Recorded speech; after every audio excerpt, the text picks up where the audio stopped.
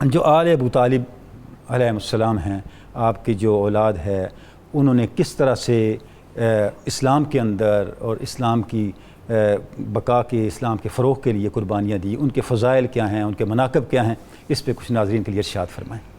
بسم اللہ الرحمن الرحیم۔ اللہم صلی علی محمد وعلی آل محمد وبارک وسلم۔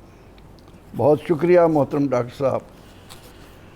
آج ہم جس خاندان کا ذکر کرنے لگے ہیں، آل ابی طالب کا رضی اللہ عنہ،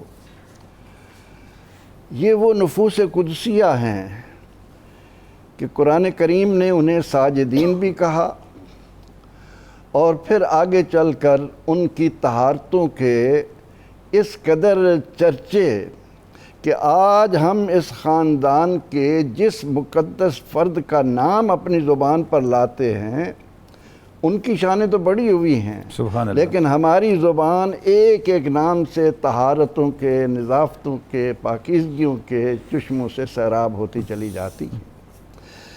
یہ وہ خاندان ہے جو شجرہ طیبہ کے نام سے مشہور، سبحان اللہ۔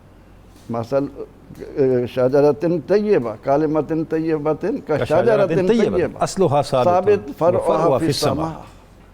سیدنا حضرت ابو طالب کا خاندان، اس میں ڈاکٹر صاحب کتنی ایک خوش نصیبی آتی ہے کہ یہاں 3 فاطماؤں کے نام ہماری زبان پر آ جاتے ہیں۔ سبحان اللہ۔ والدہ فاطمہ بنت عمر، بیوی فاطمہ بنت اسد، بہو فاطمہ بنت محمد سبحان اللہ صلی اللہ علیہ وآلہ وسلم۔ کیا شان ہے، اور ایک ایک نام اتنی عظمتوں والا ہے۔ فاطمہ بنت عمر کتنی خوش نصیب ہیں کہ حضرت عبداللہ کو جنم دے رہی ہیں۔ سبحان اللہ۔ حضرت ابو طالب اور حضرت عبداللہ یہ دونوں سگے ایک ماں سے ہیں، اور حضرت عبداللہ کی عظمتیں اللہ اکبر۔ سیدنا حضرت ابو طالب کے خاندان میں اگر ہم جائیں حضرت فاطمہ بنت اسد کی طرف، تو اس سلسلے میں پہلی بات اہل ایمان کو یہ ذہن میں بٹھا لینی چاہیے کہ یہ وہ پاکیزہ نفوس ہیں جن کو خود سرور کائنات صلی اللہ علیہ وسلم نے چنا ہے۔ سبحان اللہ۔ وہ منظر سامنے لائیں جب حضرت عبد المطلب، حضور علیہ السلام 8 برس کے ہیں، اور آپ کو فکر یہ دامن گیر ہے کہ میرے بعد میرے پوتے کا کیا ہوگا۔ سبحان اللہ۔ اور آپ نے جب تمام بیٹوں کو جمع کر کے ایک ایک کے بارے میں بریفنگ لی تو تسلی نہیں ہو رہی۔ ابو طالب سے اتنا کہا کہ تم اس کام کے قابل تو ہو، لیکن کثیر العیال ہونے کی بنا پر عبد المطلب کو یہ فکر ستائے گی کہ کہیں میرا پوتا تم سے کوئی مطالبہ کرے اور تم اس کی خواہش کو پورا نہ کرو، مجھ پر کیا گزرے گی۔ ٹھیک ہے۔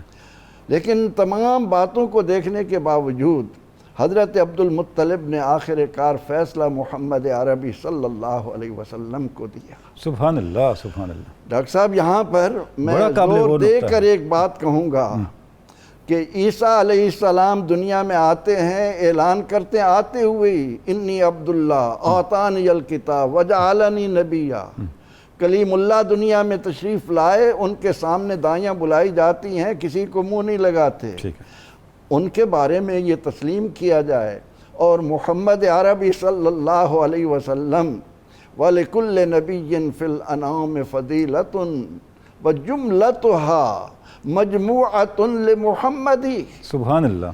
امام الرسول صلی اللہ علیہ وسلم کا اپنا انتخاب ابو طالب کا آنچہ خوباں ہمہ دارن تو تنہا داری۔ سبحان اللہ۔ آپ نے اس خاندان کو چنا ہے۔ ٹھیک۔ اس لیے اس خاندان کے ایک ایک فرد کے مقدر پر، ان کی قسمتوں پر امت کو ناز ہے۔ سبحان اللہ۔ آپ کے 4 بیٹے ہیں، طالب ہیں، جن کی وجہ سے آپ کی کنیت ابو طالب ہے۔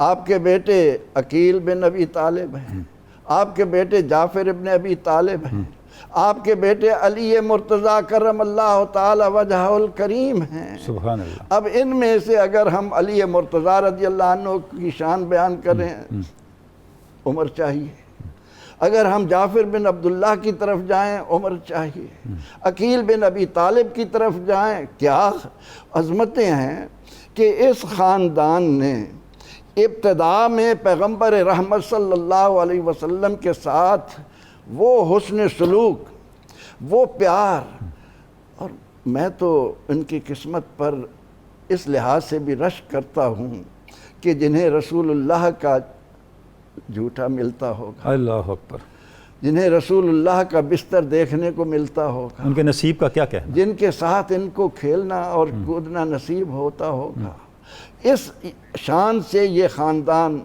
دامن اسلام میں آ رہا ہے، سبحان اللہ، اور پھر آگے چل کر ایک ایک اسلام کی عظمت کے لیے جو تاریخ رقم کر گیا، اس کا پہلا نمونہ آج ہم ان کی نسل میں حضرت مسلم بن عقیل رضی اللہ تعالیٰ عنہ کی شان قربانیوں کی عظیم مثال ہے۔